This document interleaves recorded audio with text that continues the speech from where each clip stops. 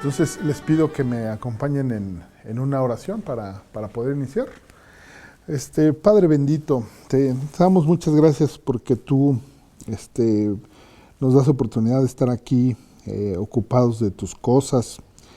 Tú nos ayudas a encontrar la manera de escapar del caos del mundo y tener este espacio para hablar contigo, espacio para conocer tu palabra, nuestro espacio devocional diario que tú también vas proveyendo las ocasiones y las oportunidades, y también, Padre, que tú vas también dándonos oportunidades de conocer personas que tengan necesidad de ti y hablarles, Padre, de tu maravillosa misericordia, de tu gracia que es infinita y que está al alcance de todas las personas.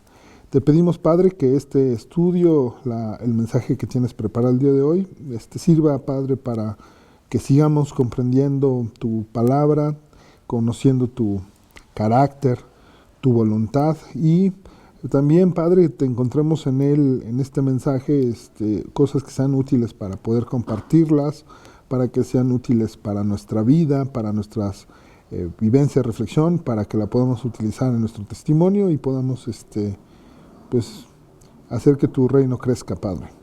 Te pedimos todo esto en nombre de Jesucristo nuestro Señor. Amén.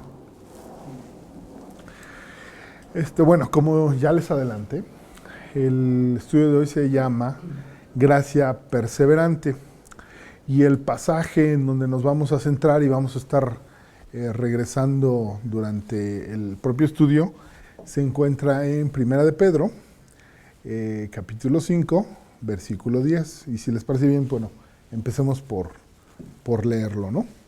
¿Sí? Primera de Pedro 5, capítulo 5, versículo 10.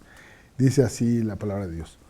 Mas el Dios de toda gracia, que nos llamó a su gloria eterna en Jesucristo, después que hayáis padecido un poco de tiempo, Él mismo os perfeccione, afirme, fortalezca y establezca.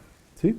En este versículo, bueno, vamos a encontrar muchas cosas, varias. De hecho, es muy probable que el estudio lo tengamos que partir en dos por la extensión, y porque el tema central de esto es la perseverancia de Dios primero con nosotros los cristianos, ese trabajo que realiza, y que además pues es otra, vamos a decirlo así, otra dimensión del concepto de gracia que hemos venido viendo. En los estudios previos hemos utilizado varios adjetivos junto a la palabra gracia, y que ya son, digamos, parte del lenguaje del cristiano, ¿no? En los estudios anteriores hemos visto gracia abundante, gracia sorprendente, gracia ilimitada, fuente de gracia, Dios de gracia. El propio versículo nos habla de el Dios de toda gracia, gracia maravillosa, gracia perdonadora, gracia inmensurable, gracia suficiente. Y además algunos estudiosos de la Biblia pues le agregan la gracia común, que fue también un estudio que tuvimos muy al principio, irresistible gracia, o sea, la que no puedes tú ir contra de ella, ¿no? Y la gracia perseverante, ¿no? Entonces, bueno, primero que otra cosa decir que cómo vamos a entender estos términos de gracia perseverante, ¿no? Que es el que vamos a abordar el día de hoy, ¿no? Esto es de que Dios persevera con aquellos que Él ha elegido y que ya trajo a Cristo, ¿sí? Aquí el que es perseverante es Dios, ¿no? Y eso, yo te digo, apropiatelo porque eso te debe dar gran tranquilidad, ¿no? Ahorita Karina, antes del iniciar la predicación, nos compartía de una persona que ha sido perseverante porque ha estado dando testimonio durante muchos años, ¿no? Solo que esto no lo puede hacer por sí misma, no lo puede hacer en sus fuerzas, no lo puede hacer con su conocimiento, por más conocimiento que tenga de la Biblia. Solo lo puede lograr si Dios está trabajando con ella, ¿no? Obviamente ella pone un poco de su lado en el sentido de pues estar leyendo, congregándose, orando, estar en las cosas de Dios, ¿no?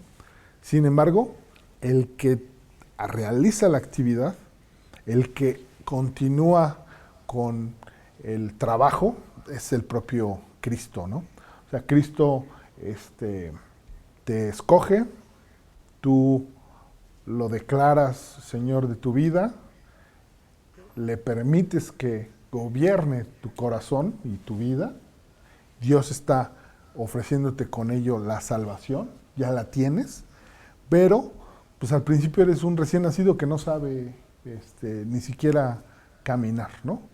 Y así como recién nacido va adquiriendo habilidades, fuerza, entendimiento de cosas, el cristiano también va teniendo esta actividad.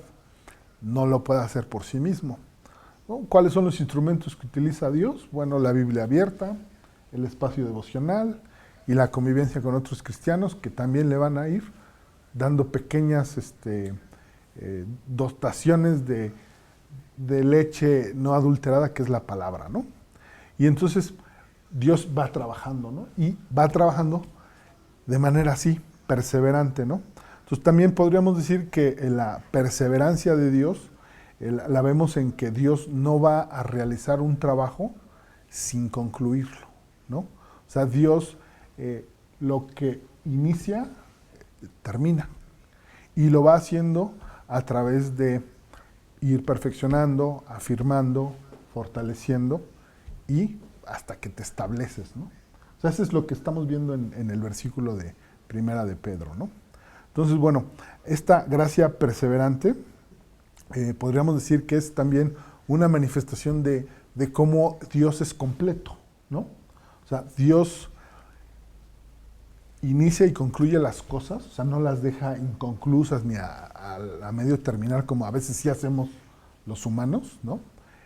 Porque Él mismo se autodefine así, completo, ¿no? Entonces veamos, por ejemplo, Apocalipsis 1.8, ¿sí? Apocalipsis 1.8, un poquito más adelante aquí en la Biblia, ¿no? Apocalipsis 1.8, que dice: yo soy el alfa y el omega, principio y fin, dice el Señor, el que es y que era y que ha de venir, el Todopoderoso, ¿sí? O sea, Dios en ese sentido, para quienes no recuerdan etimologías griego-latinas, el alfa es la primera letra del abecedario griego, ¿no? Y omega es la última. Entonces, cuando dice soy el alfa y el omega, es que es el principio y el fin, ¿no? Entonces, por eso decimos, Dios es completo y es uno, ¿no? Y las obras que realiza también son completas y son unas, ¿no? Entonces, tú que ya tienes ganado el boleto salvación, pues lo que va a seguir haciendo contigo es trabajando contigo de manera perseverante, ¿no? ¿Tú qué tienes que hacer ahí? Pues hacerle caso, ¿no? Leer tu Biblia y empezarte a enterar cuál es la voluntad de Dios y cómo debes tú conducir tu vida, ¿no? Cuando eso empieza a ocurrir, es cuando tú empiezas a percibir pues, que tu vida cambió, ¿no? Entonces, esa es una certeza que hay que tener, ¿no? Que la gracia de Dios no va a tener suspensión, ¿no? No va a estar un día sí y 3 días no.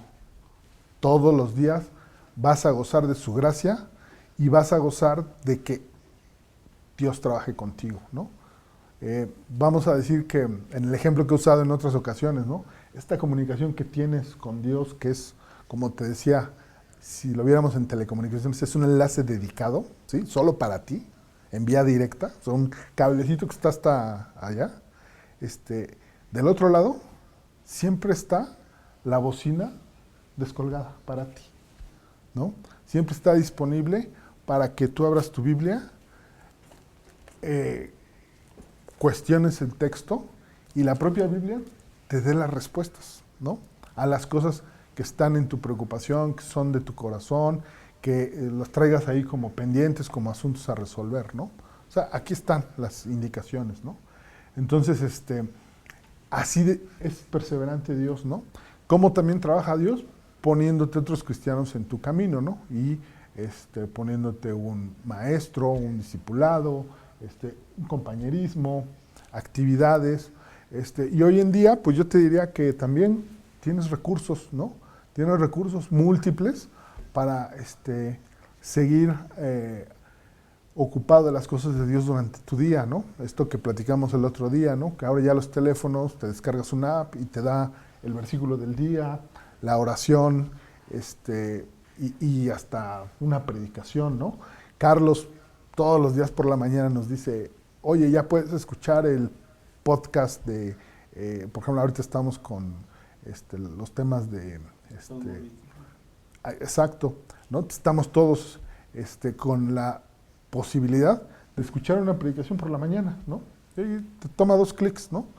Y camino a tu trabajo, pues ahí te vas escuchando algo de la predicación, ¿no? O en tu espacio, por ejemplo, yo de pronto a la hora de la comida, ¿no? Cuando termino de comer, regreso un poquito antes a mi oficina y escucho, ¿no? O sea, tenemos múltiples recursos. Todo esto lo ha ido permitiendo Dios, lo ha ido poniendo en el corazón de las personas y de los cristianos, ¿no?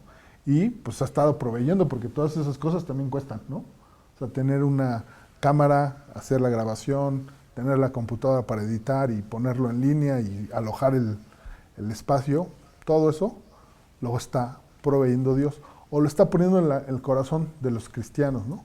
Y bueno, también te diría, hay muchas, ¿no? Hay muchas opciones. Entonces, yo te digo, aquí ve la perseverancia de Dios, ¿no? Este libro, la Biblia, Dios la ha cuidado durante 2000 años. Un libro atacado, todavía hoy en día lo atacan, ¿no? Escuchas que te llaman retrógradas si dices creer en la Biblia, ¿no? Si dices creer en Dios, ¿no?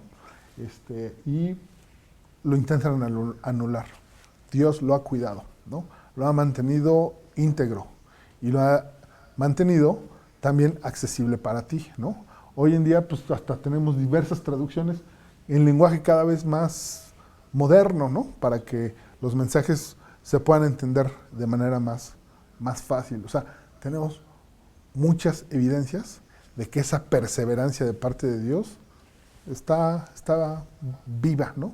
Entonces, por ahí yo te digo, siéntete tranquilo, ¿no? Sigue trabajando contigo y hay múltiples recursos, ¿no? Entonces, bueno, aquí hay en la Biblia 3 promesas sobre perseverancia, ¿no? Entonces, ¿qué vamos a ver? Veamos Filipenses 1:6, ¿no? Primero, Filipenses 1:6.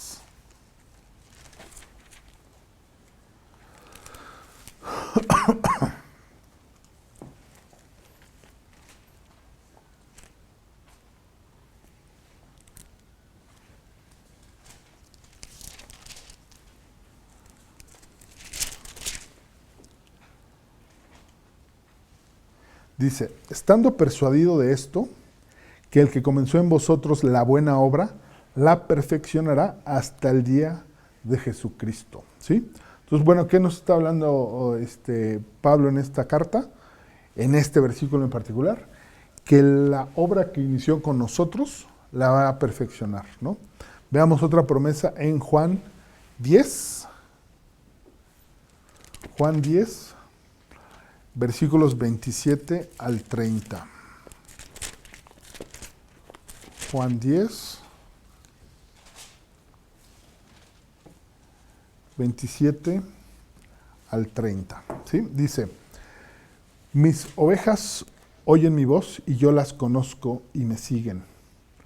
Y yo les doy vida eterna y no perecerán jamás, ni nadie las arrebatará de mi mano. Mi Padre que me las dio es mayor que todos y nadie las puede arrebatar de la mano de mi Padre. Yo y el Padre uno somos, ¿no? Aquí nos está garantizando el que no vamos a salir de su mano, ¿no? No vamos a ser perdidos, ¿no? Él conservó en su vida, Jesús, a sus 12, ¿no? A sus 12 apóstoles. Dios se los encomendó, ¿no? Y pues Él los instruyó, les dio una formación como primeros cristianos, ¿no? Y aun cuando Él se murió y resucitó, mandó un consolador para que la obra que había iniciado en la vida tuviera continuidad. Y pues bueno, el libro de Hechos y las cartas posteriores nos van platicando mucho de eso que fue pasando, ¿no? O sea, aun cuando desde el punto de vista humano diríamos, pues Jesús se fue, pues en realidad sabemos por la experiencia de estos cristianos, por lo que está en la Biblia, que continuó su obra, ¿no? Y el mejor testimonio de ello es pues, todo lo que posterior a su muerte y resurrección está escrito en las cartas, ¿no? En cada una de estas cartas de Pablo y en el libro de Hechos escrito por Lucas, ¿no? Entonces son testimonios vívidos de que la obra de Cristo continúa en sus vidas. Y yo te digo entonces que ten confianza porque así como trabajó con sus apóstoles, lo va a venir haciendo contigo, ¿no? Lo va a venir haciendo de manera que Él no te va a perder, ¿no? O sea, siempre vas a estar en su equipo una vez obtenida la salvación.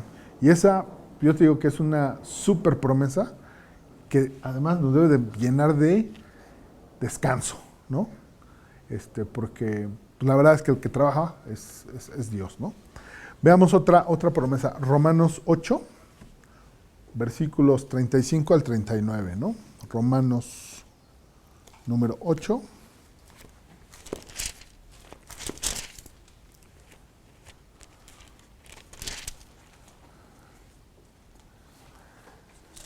Dice así Romanos 8, 35 al 39. ¿Quién nos separará del amor de Cristo? ¿Tribulación o angustia o persecución o hambre o desnudez o peligro o espada? Como está escrito, por causa de ti somos muertos todo el tiempo, somos contados como ovejas de matadero. Antes, en todas estas cosas somos más que vencedores por medio de aquel que nos amó, por lo cual estoy seguro de que ni la muerte, ni la vida, ni ángeles, ni principados, ni potestades, ni lo presente, ni lo porvenir, ni lo alto, ni lo profundo, ni ninguna otra cosa creada nos podrá separar del amor de Dios, que es en Cristo Jesús, Señor nuestro, ¿no? Wow, ¿no? Qué versículos, ¿no? Empiezan medios desalentadores porque te empieza a hablar de tribulación, angustia, persecución, hambre, desnudez, peligro, espada, ¿no?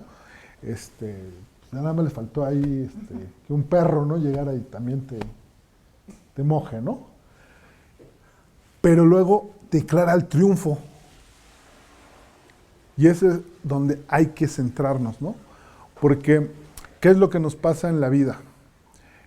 ¿Nos preocupa algo? Y si estamos pensando en el problema, ese problema se nos va haciendo una carga cada vez más pesada, ¿no?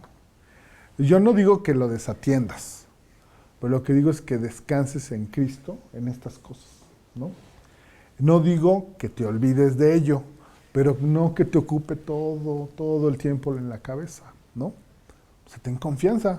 Aquí está, dice, por causa de ti somos muertos todo el tiempo. O sea, date por descontado en las cuentas del mundo, ¿no? O sea, para el mundo tú estás borrado, ¿no?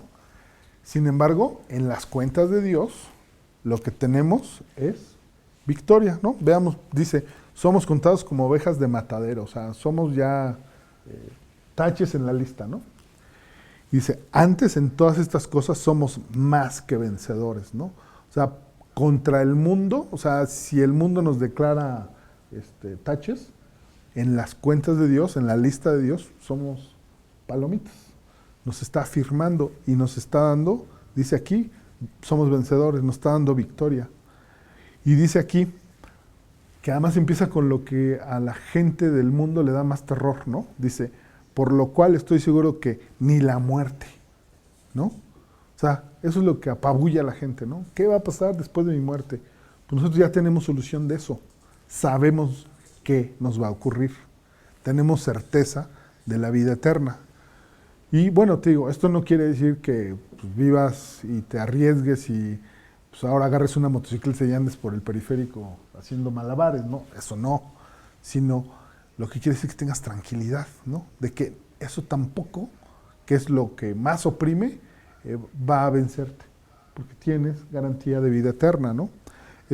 Dice, ni la vida, ni ángeles, ni principado, ni potestad, ni lo presente, ni lo porvenir, ni lo alto, ni lo profundo. O sea, cosas que pudieras entender que son amenazantes para la vida de la gente del mundo, ¿no? Ninguna de esas cosas van a lograr que tú te separes de Dios. Otra vez, no porque tú tengas mucha fuerza y logres agarrarte de Dios. No, porque Dios es el que ha decidido agarrarte a ti, ¿no? Y te va dando los elementos, la fuerza, te va dando las oportunidades y las herramientas para que tú también te agarres de Él, ¿no? Pero es muy diferente, ¿no? Yo aquí te diría, velo como la relación que tienes del papá, mamá, con los hijos chiquitos, ¿no? O sea, en realidad quien los va conduciendo por la calle, pues es el papá. Por más que los niños vayan agarrados, el que sabe el camino, dónde es seguro, que no hay que pasar por este lugar, sino por este otro, que hay que agarrar esta vereda que está más segura que esta otra, que este lugar está más iluminado que este otro, etcétera, es el papá.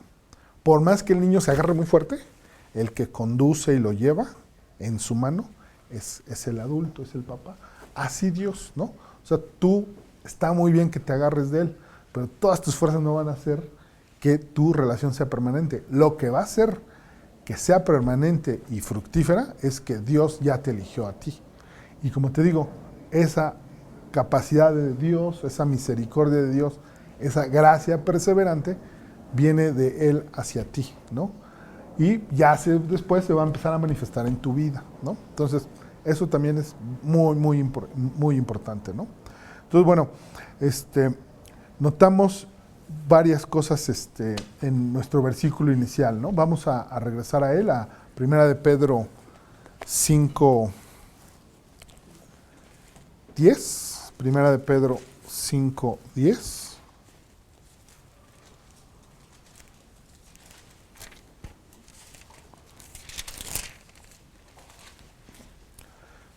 Que dice, mas el Dios de toda gracia, que nos llamó a su gloria eterna en Jesucristo, después que hayáis padecido un poco de tiempo, Él mismo os perfeccione, afirme, fortalezca y establezca. ¿Sí? Aquí, bueno, vamos a notar y vamos a tener que decir varias cosas para dar contexto a este versículo, ¿no? Primero, decir que esta carta de Primera de Pedro fue escrita por el apóstol Pedro, dirigida a cristianos que estaban dispersos en varias regiones de Asia Menor, ¿no? Asia Menor hoy es lo que es el territorio de Turquía, ¿no? Las cartas incluso del Apocalipsis están ahí, ¿no? En esa región, ¿no? Pedro los llama en su carta elegidos de Dios, ¿no? Veamos, por ejemplo, 1 de Pedro 1:12, ¿no? Que está un poquito antes, ¿no? 1 de Pedro 1:12. Dice, a estos se les reveló que no para sí mismos, sino para nosotros, administraban las cosas que ahora os son anunciadas por los que os han predicado el Evangelio por el Espíritu Santo, enviado del cielo, cosas en las cuales anhelan mirar a los ángeles, ¿no? Una segunda cosa que hay que decir de esta carta, de estos versículos, dice, estos cristianos habían estado sufriendo también muchas pruebas, ¿no? Ya nos lo decía Pato al inicio, ¿no? O sea, para él es evidente que la carta trata de que estos primeros cristianos están enfrentando problemáticas, ¿no? Diversas, ¿no? Y bueno, pues vamos a ver algunos ejemplos, ¿no? Primera de Pedro 1, versículos 6 y 7, que dice así, en lo cual vosotros os alegráis, aunque ahora, por un poco de tiempo, si es necesario, tengáis que ser afligidos en diversas pruebas, para que, sometida a prueba vuestra fe, mucho más preciosa que el oro, el cual, aunque perecedero, se prueba con fuego, sea hallada en alabanza, gloria y honra cuando sea manifestado Jesucristo. Sí, pues aquí está diciendo eso, ¿no? Que la aflicción es algo que tiene que ocurrir cuando lo que se está probando es la fe, ¿no? Yo recuerdo mucho de las primeras predicaciones que escuché, que, que Rogelio en aquellas predicaciones decía, ten mucho cuidado cuando le pidas a Dios fe, ¿no? Cuando ores pidiéndole fe. Yo no entendía, pues así lo quiero, ¿no? O sea, estoy iniciando en esto y me dicen, ten cuidado, ¿no? Bueno, lo decía con conocimiento de que cuando le pides a Dios fe, ¿qué es lo que te manda Dios? Bendiciones en forma de pruebas. Y esas bendiciones en forma de pruebas normalmente son dificultades, ¿no? Porque te tienes que agarrar de ahí. Recuerdo que no hace mucho a un amigo le decía que fuera muy puntual en las oraciones que realizaba, ¿no? Y le digo, te pongo un ejemplo. Si tú lo que te hace falta es paciencia y empiezas a orar por paciencia, no te sorprendas. Y si un día que tú dices, aquí tengo mi camino rapidísimo a mi casa, encuentras el tráfico que nunca se da. Porque es la única manera en la que vas a tener la experiencia de tener paciencia, ¿no? Parece como una locura, parece una contradicción, ¿no? O sea, tú necesitas fuerza y ¿qué te manda? Una situación en donde tú te sientes débil, ¿no? ¿Por qué opera así Dios, no? Opera porque sigue trabajando contigo, ¿no? Porque las cosas que son importantes para tu vida son significativas en la medida que te van ocurriendo y tú las estás interpretando con tranquilidad, en fe en Cristo, en confianza en Él, ¿no? Les digo, parece una locura y sobre todo si esto tú lo dices al mundo, ¿no? O sea, alguien que no es cristiano te va a decir, estás loco, o sea, no. Eso de sufrir, ¿qué te pasa, no? Les platico, yo hace unos días me encontré por ahí un video donde hay unos académicos que empiezan a analizar el libro de Éxodo. Y lo que me llamó la atención de ese video es que hay un par de cristianos, un psicólogo como terapeuta, un rabino que conoce la Torá, y todos dialogan y dicen muchas cosas. Dicen cosas interesantes porque son desde diversos lugares y desde diversos puntos de vista, ¿no? Pero me llamó mucho la atención que uno de estos rabinos judíos decían que no entendía por qué para los cristianos declaraban como con mucha tranquilidad el que Dios convertía el mal en bien y que entonces el sufrimiento era parte del camino de conseguir el bien, ¿no? O sea, no lo termina de entender. Y yo te diría, y no lo termina de entender porque si lo entiendes desde el punto de vista intelectual, pues esa cosa no se entiende, va contra la lógica. Pues la tienes que entender de manera espiritual. O sea, sigue trabajando contigo, ¿no? Te digo, te hace falta paciencia y te ponen el tráfico 2 horas para que durante el tiempo que estás ahí te controles, comiences a respirar, hagas un par de estiramientos y digas, pues ahora tengo tiempo de poner el podcast de Carlos, ¿no? Y ya esa predicación te dio algo y la paciencia rindió un fruto, ¿no? Porque si llegaras rápido a tu casa a lo mejor no pones el podcast, ¿no? O sea, lo que te digo es, Dios sigue trabajando contigo y bueno, cada persona tiene distintas necesidades, ¿no? Yo creo que en ese sentido hay que tener, al mismo tiempo de tener cuidado sobre qué oramos, ¿no? Y no porque no queramos las pruebas, sí tener mucha confianza de que las cosas que nos vienen ocurriendo, Dios las tiene en una perspectiva más amplia y que a lo mejor las vamos a entender después, ¿no? Van a ser significativas en otro tiempo y, ojo, a veces ni siquiera son para nosotros, sino es para que alguien más las vea, ¿no? Para que alguien más aprenda, para que alguien más las haga propias, ¿no? ¿Sí? Entonces, eso tengámoslo muy en cuenta, ¿no? Veamos otra referencia a estas dificultades que tenían los cristianos de a los que va dirigida la carta de Pedro. Veamos 1 Pedro capítulo 3, más adelantito, versículos 13 al 17, ¿sí? Que dice así: ¿Y quién es aquel que os podrá hacer daño si vosotros seguís el bien? Mas también si alguna cosa padecéis por causa de la justicia, bienaventurados sois. Por tanto, no os amedrentéis por temor de ellos, ni os conturbéis, sino santificad a Dios el Señor en vuestros corazones, y estad siempre preparados para presentar defensa con mansedumbre y reverencia ante todo aquel que os demande razón de la esperanza que hay en vosotros, teniendo buena conciencia, para que en lo que murmuran de vosotros como de malhechores, sean avergonzados los que calumnian vuestra buena conducta en Cristo, ¿no? Aquí Pedro está diciendo que tenemos que estar preparados para dar, decimos los abogados, razón de tu dicho, ¿no? ¿Por qué estás diciendo lo que dices, no? ¿Por qué en la tribulación, en la prueba, estás tan tranquilo?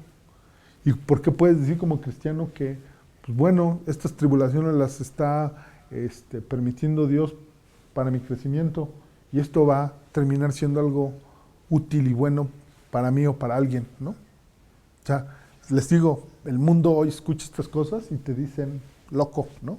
Aquí te dice muy clarito, tienes que estar preparado para dar defensa, para presentar defensa con mansedumbre y reverencia ante todo aquel que te demande razón de la esperanza que hay en vosotros. Y está bonito porque lo que la gente ve de una actitud así, de un cristiano, es, pues, quién sabe qué le pasa, pero tiene esperanza, ¿no? No tiene confianza. O sea, es irracional eso que está diciendo, pero pues bien por él, porque tiene un propósito, ¿no? Yo les he platicado que cuando conocí a mi esposa, a mí me llamaba la atención. O sea, en el caos de una oficina con un jefe muy especial y con, además, pues ahora sí que agenda de lunes a domingo en horas inhábiles, muy demandante, ella estaba súper cool. Y sonreía y estaba tranquilita y todo, ¿no? Ya después supe que pues también tenía su espacio devocional, tenía por ahí alguna amiga con la que se reunía para orar en la oficina en tiempo libre, ¿no?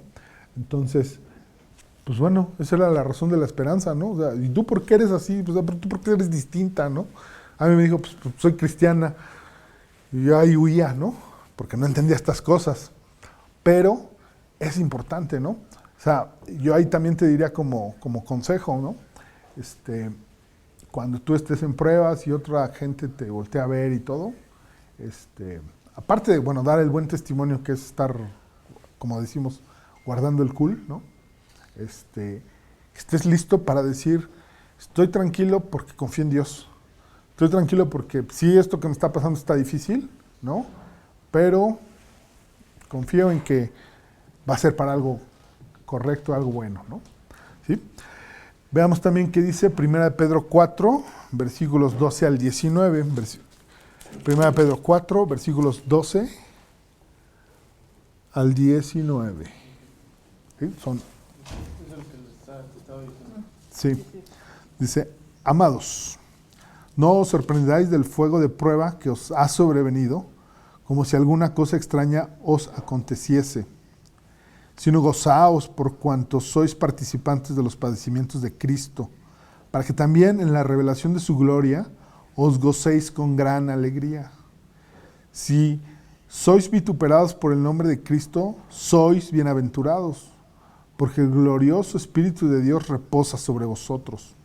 Ciertamente de parte de ellos, Él es blasfemado, pero por vosotros es glorificado. Así que ninguno de nosotros padezca como homicida o ladrón o malhechor o por entremeterse en lo ajeno. Pero si alguno padece como cristiano, no se avergüence, sino glorifique a Dios por ello. Porque es tiempo de que el juicio comience por la casa de Dios. Y si primero comienza por vosotros, ¿cuál será el fin de aquellos que no obedecen el Evangelio de Dios? Y si el justo con dificultad se salva, ¿en dónde aparecerá el impío y el pecador? De modo que los que padecen según la voluntad de Dios encomienden sus almas al fiel Creador y hagan el bien. A mí, por ejemplo, estos versículos, no sé si a ustedes les parezca también, pues es extraordinario. O sea, quien lo está escribiendo es un pescador. Probablemente no sabía escribir, ¿no? Probablemente esto lo dictó, ¿no? Pero la claridad que tiene, yo te diría, es una evidencia de esa gracia perseverante, ¿no? O sea, que estaba Pedro realmente inspirado por Dios, ¿no? O sea, porque además el uso de su lenguaje es preciso, ¿no? Ahora que leas estos versículos, es padrísimo cómo lo expresa. Y yo aquí lo que te diría como tip es, enfócate en la parte de la perseverancia en la gracia del trabajo de Dios contigo, ¿no? O sea, aprópiate de estas promesas, ¿no? Porque va hablando en muchos momentos en esta carta de Pedro de sufrimientos, pruebas y de lo que se consigue en contra, ¿no? Y de cómo aquellas cosas no tienen poder sobre el cristiano, ¿no? ¿Pero por qué? Por mediación de Dios, por obra de Dios, porque la gracia de Dios es así, perseverante, ¿no? Veamos por último Primera de Pedro 5:9, ¿no? Primera de Pedro 5:9. Dice, al cual resistid firmes en la fe, sabiendo que los mismos padecimientos se van cumpliendo en vuestros hermanos en todo el mundo. ¿Sí? Aquí, bueno, ¿qué te está diciendo Pedro?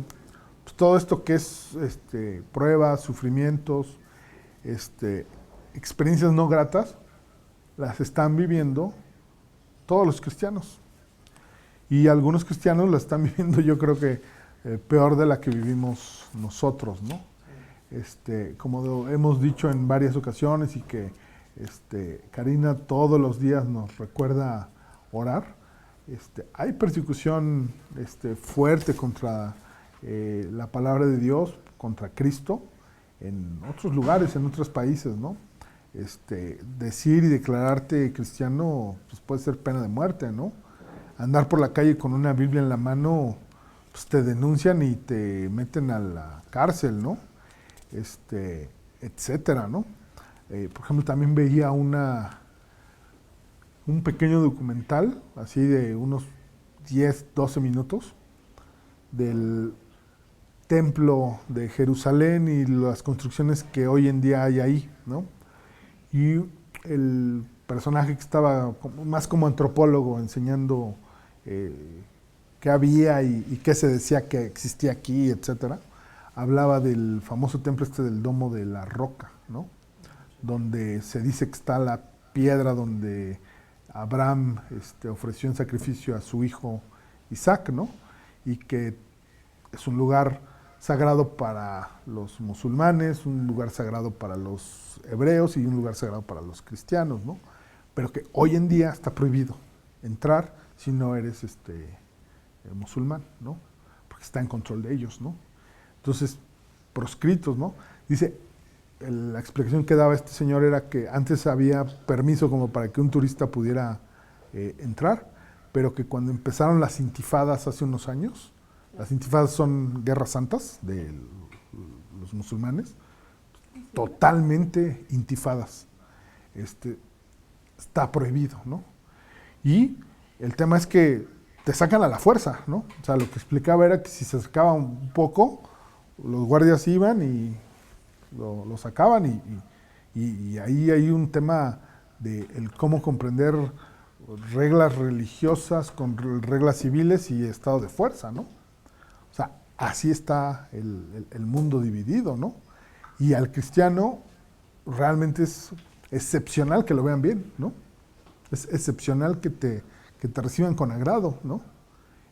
Incluso en un país que se declara cristiano católico, ¿no? O sea, te ven feo, ¿no? O sea, lo que te está diciendo en este último versículo es que ese sufrimiento, esas pruebas, esa persecución, el cristiano la va a encontrar en todo el mundo. Entonces también como noticia, o sea, aunque cambies de nacionalidad o te vayas a vivir a otro lugar, Entonces es altamente probable que a donde llegues no te vean bien si se sabe que eres cristiano, ¿no?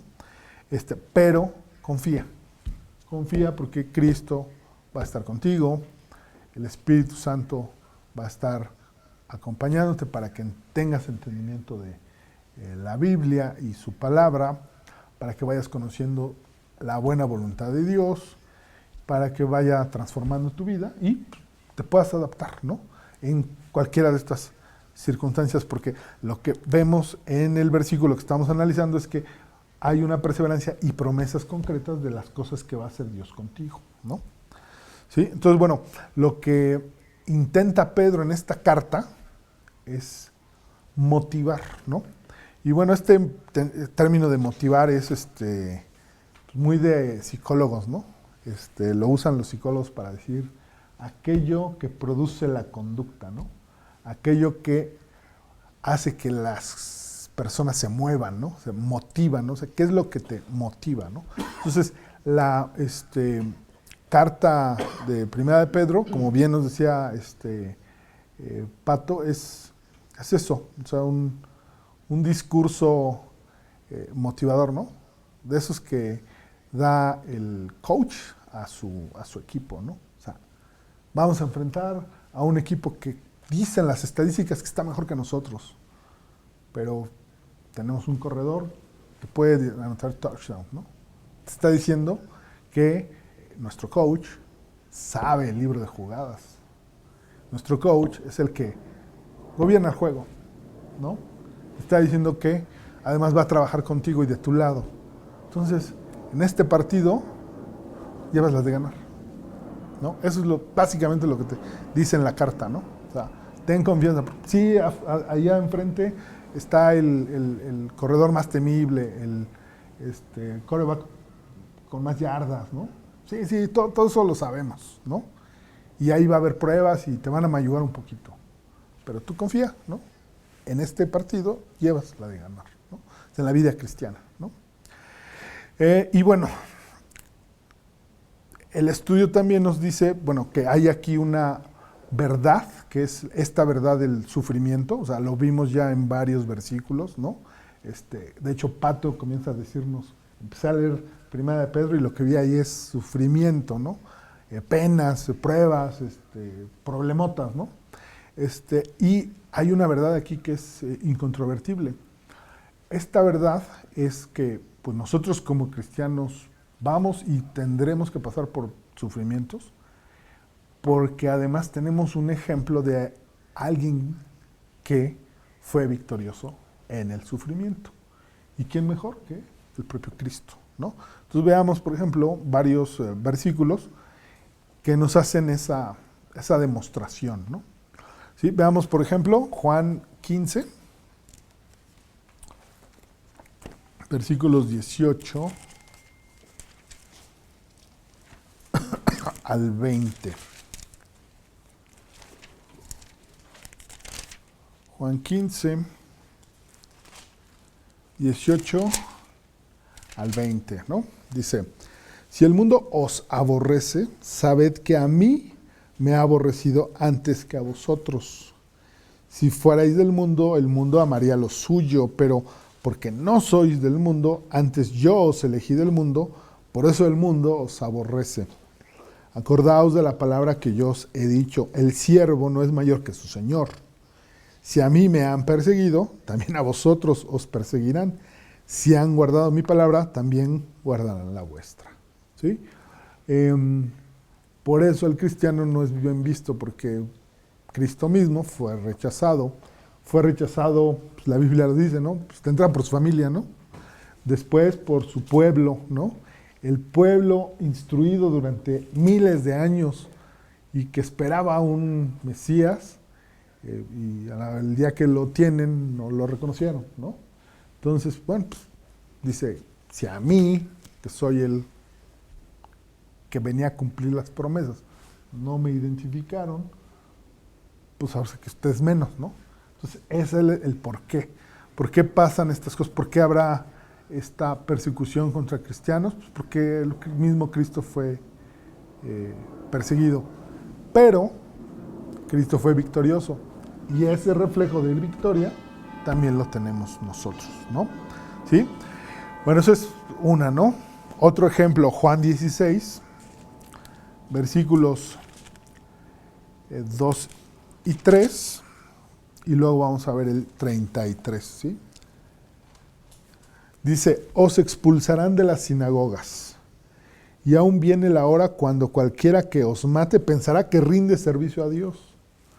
Y harán esto porque no conocen al Padre ni a mí. ¿Sí? O sea, nos está diciendo que la persecución puede llegar a este nivel, ¿no? De que te asesinen, ¿no? Y recordemos, los primeros cristianos vivieron esa persecución, y además de personajes notables, ¿no? Como Pablo, ¿no? Pablo pensaba que perseguir cristianos era hacer la obra de Dios, ¿no? Ahora, ¿qué hace Dios? Transforma, porque Él es el que gobierna, ¿no? Entonces, en esa similitud, en ese ejemplo que les daba de el partido en el que allá hay rivales, pues sí, allá va a haber rivales que hasta van a utilizar trampas, ¿no? Para lastimarte, ¿no? En este juego, ¿no? Pero Dios tiene mayor poder, porque es capaz de a uno de sus mejores jugadores pasarlo de este lado. Y que de pronto ya estás en este equipo, ¿no? Y ese, yo te digo que es también una manifestación que tú puedes ver en tu experiencia de vida, ¿no? Yo sí te puedo decir, ¿no? O sea, no sé si era de los buenos jugadores de aquel equipo, pero estaba en el otro equipo. Y de pronto, pues aquí me tienes de este lado, ¿no? Del equipo de Dios, ¿no? Entonces, ese poder también tiene Dios, ¿no? De transformar la vida de alguien para que comience a hacer la obra que Él quiere, ¿no?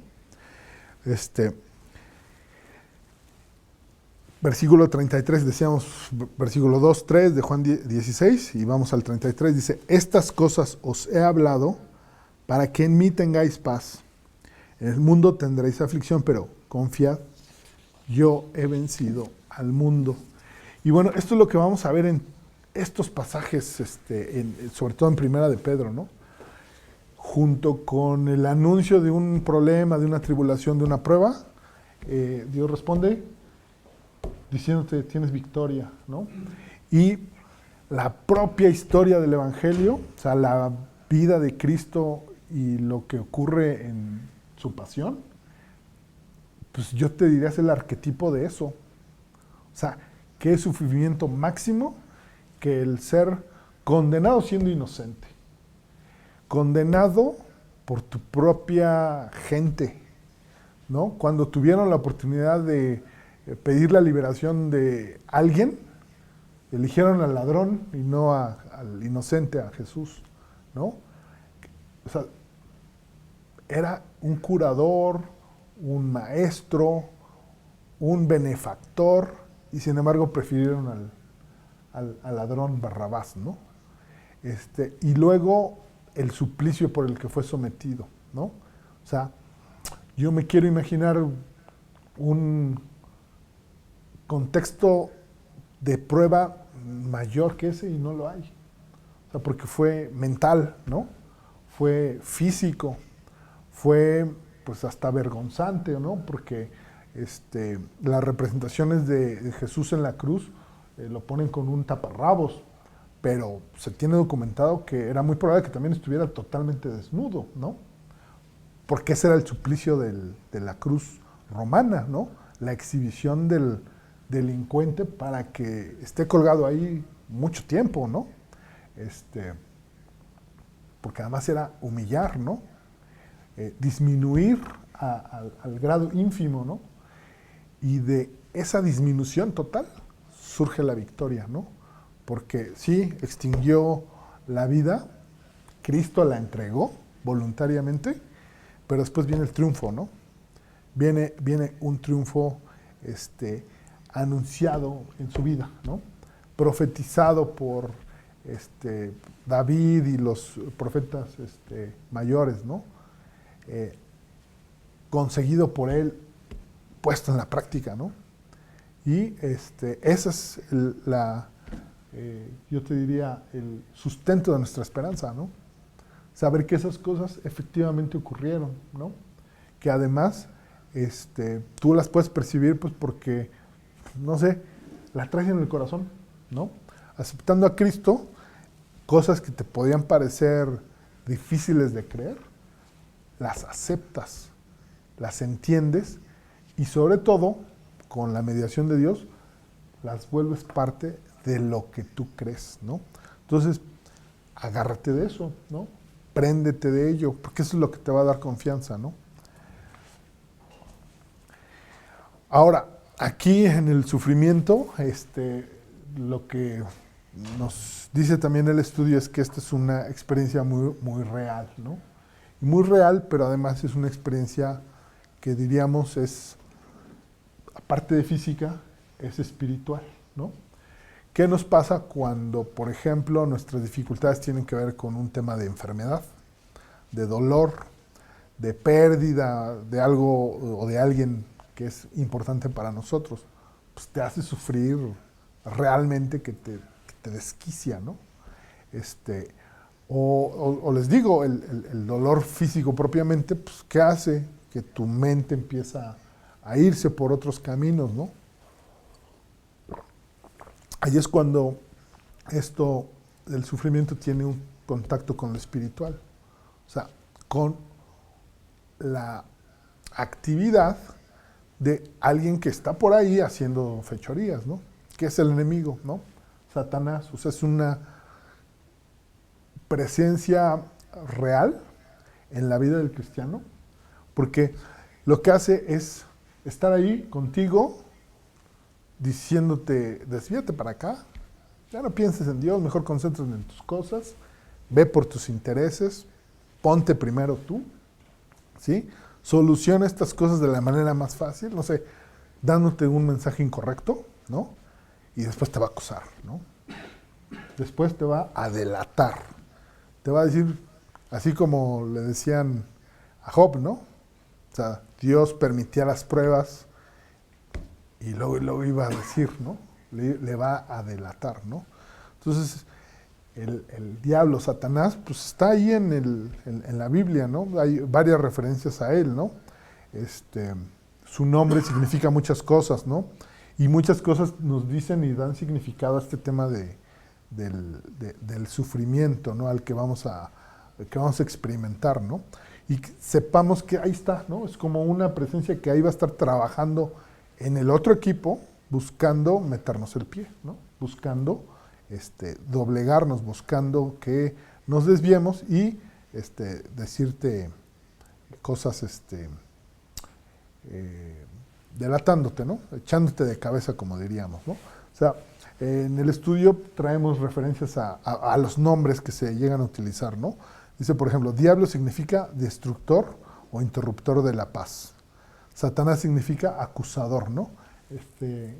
Creo que les he platicado, ¿no? Que en alguna traducción hablan de Shatán y que también es el nombre que utilizan en hebreo en los juicios los fiscales, ¿no? El que acusa, ¿no? Entonces es hasta como muy ad hoc, ¿no? El nombre, ¿no? Es el que te va a imputar, ¿no? Te va a atribuir la conducta prohibida, ¿no? Y va a buscar que te castiguen, ¿no? O sea, porque no lo hace sin ese propósito, ¿no? Belial dice, significa moralmente depravado, tentador, príncipe del mundo y principal de los demonios, ¿no? Apolión, homicida desde el principio, el gran dragón, así se le llama en el Apocalipsis, la serpiente antigua, ¿no? Que es el diablo, ¿no? O sea, ese personaje que los cristianos evitamos mucho hablar de él, pero es una presencia que ahí está, ¿no? Es alguien que no debemos de permitir que actúe en nuestra vida, ¿no? Y que debemos tener identificado, ¿no? O sea, cuando estas cosas, estas soluciones, estas alternativas se oponen a lo que estamos leyendo en nuestra Biblia, se oponen a la enseñanza de nuestro pastor, se oponen a lo que moralmente sabemos que no es correcto, ¿no?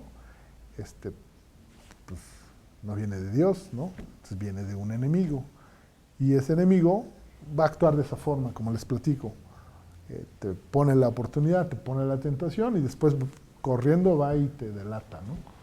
Y te delata para que se sepa en tu entorno, con tu esposa, con tu familia, con tal, pero principalmente con Dios, ¿no?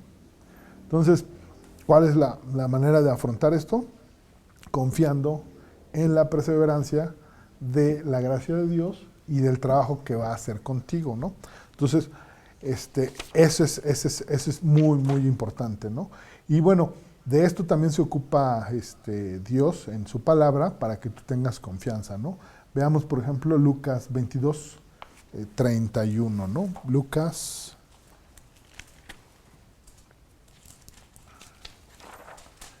22.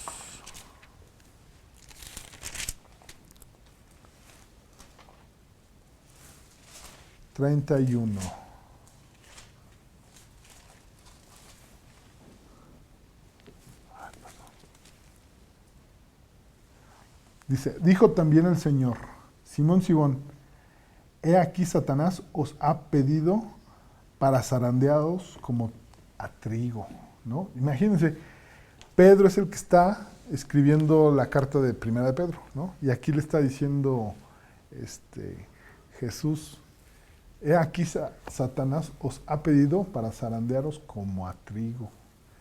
Y no sé ustedes, pero cuando lees este versículo, no sé si te sientes feo, ¿no?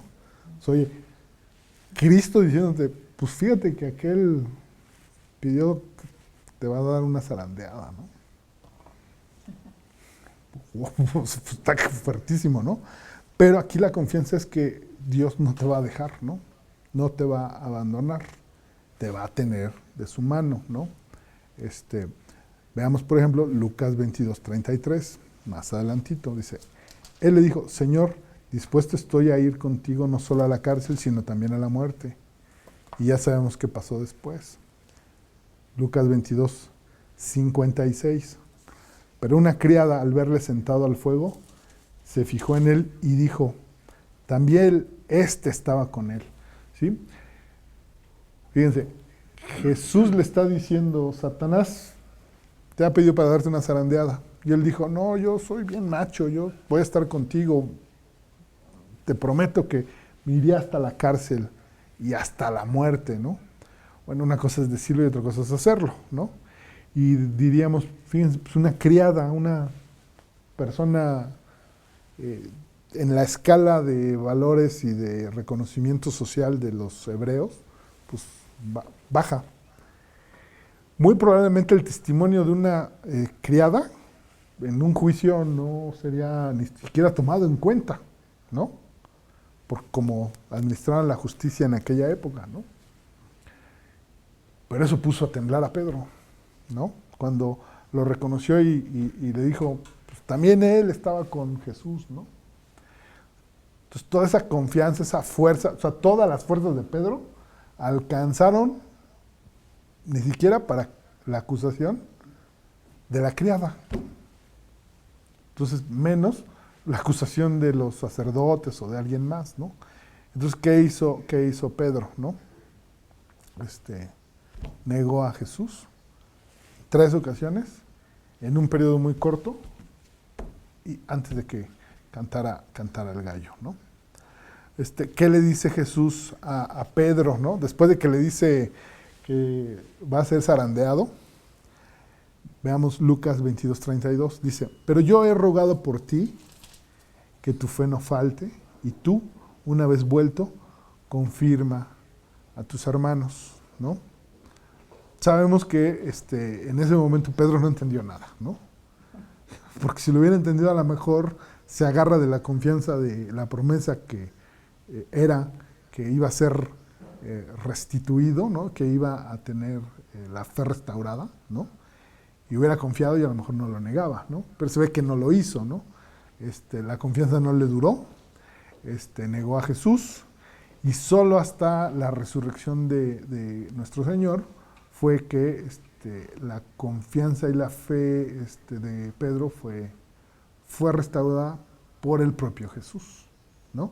Otra vez, lo que vemos ahí es una perseverancia en la gracia de Dios para con nosotros. Entonces, yo lo que te diré aquí, confía en la predicación de Pedro, en Primera de Pedro, pues porque él también vivió estas cosas, ¿no? Las vivió, se las anunciaron, las profetizaron para él, el mismo Jesucristo, le ocurrieron y tuvo también restauración de parte de Dios, ¿no? Entonces, si la tuvo con Pedro, aunque un día caigas, ¿no? Aunque un día peques, aun cuando un día no te sobrepongas a la tentación, confía, porque así como a Pedro, tú también eres perdonado y restaurado, ¿no? Entonces, eso no es una invitación a que vayas a hacer las cosas malas, es una certeza de que Dios sigue teniéndote en su mano, ¿no? Entonces, bueno, hasta aquí vamos a dejar el estudio, lo vamos a continuar en la siguiente sesión, ya para analizar las 4 cosas que están prometidas en 1 de Pedro 5:10. Perfeccionar, afirmar, fortalecer y establecer, ¿sí? Hasta aquí hemos visto el contexto del por qué es para Dios bien importante que tú sepas que va a perseverar en su gracia contigo, ¿no? En el siguiente estudio lo que vamos a ver es cómo se manifiesta eso en la vida de un cristiano, ¿sí? Entonces, bueno, si les parece bien, aquí concluimos por hoy y pues damos continuidad la siguiente semana y les pido que me acompañen en una oración.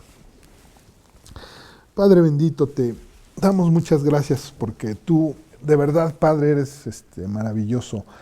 Tú nos pones en la vida de tu Hijo Jesucristo y de los primeros cristianos que estuvieron con Él, enseñanzas muy importantes, experiencias de sus vidas que son trascendentes y que por cómo están perduradas y quedan incólumes para que nosotros las podamos leer y entender, son de verdad una semilla que va a rendir fruto en nuestra vida, Padre.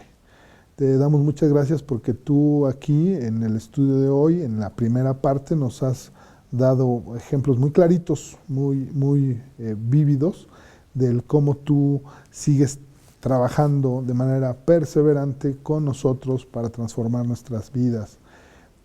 Sigues trabajando con mucha misericordia y perseverancia en nosotros para transformar nuestro carácter, para ponernos pruebas y bendiciones, para darnos aquello que necesitamos y que tenemos que modificar de nuestra vida, Padre.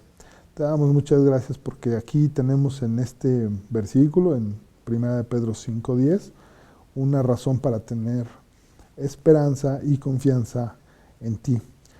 Sabemos que tú no cambias, que tú eres siempre el mismo, que así lo has sido a través de los siglos, y eso es, Padre, nuestra confianza para pues la vida que tenemos, que además, como tú mismo lo dices, por un poco tiempo vamos a encontrar estas dificultades, vamos a enfrentar alguna persecución, vamos a encontrar pruebas, y todo esto, Padre, tú lo tienes en un control absoluto, y además tú, Padre, has diseñado un plan que siempre es bueno para nosotros.